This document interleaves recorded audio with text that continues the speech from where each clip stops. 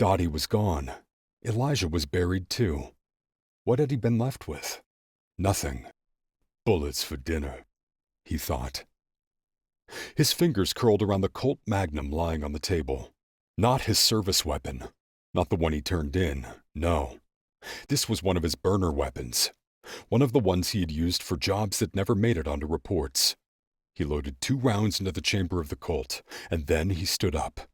There was no turning back. Drowning in regret, Raymond exhaled and lifted the barrel to his temple. The cold metal kissed his skin. He spun the chamber. Click. The sound from the gun punched through his heart like a sonic boom. He took a deep breath, pressing harder. Click, click. And nothing. Something more than the trigger clicked for Raymond. His lips twitched into movements resembling a smile. A bitter, humorless thing. He sat back down, slipping bullets into his pockets with practiced movements, collecting all his ammunition. It was time to settle accounts. He would go over to Little Italy searching for Don Masiello. He started at their home base, passing Don Pepe's, Tommaso's, Castellano's, and the Clam House, until he saw their main hangout. It was otherwise known as the Mob House. That neon glow coming from the sign. It said Jimmy's and flickered above the entrance. It was Don Masiello's social club, their unofficial headquarters, and undoubtedly their family's territory.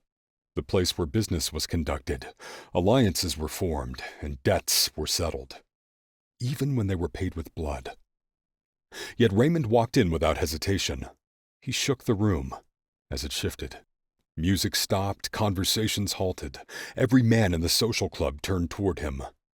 Raymond locked eyes with Dominic Masiello, seated in the corner booth, swirling a drink, surrounded by his men like a king at court.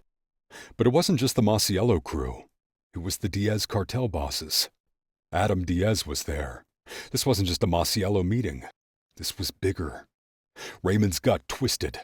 He had walked into the lion's den. His rage overrode reason.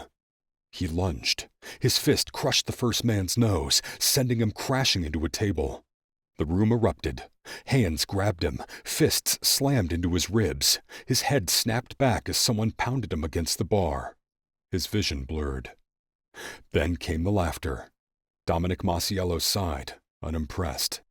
"Ah, you really thought you were one of us, huh, Ray?" he said with his raspy, overbearing voice.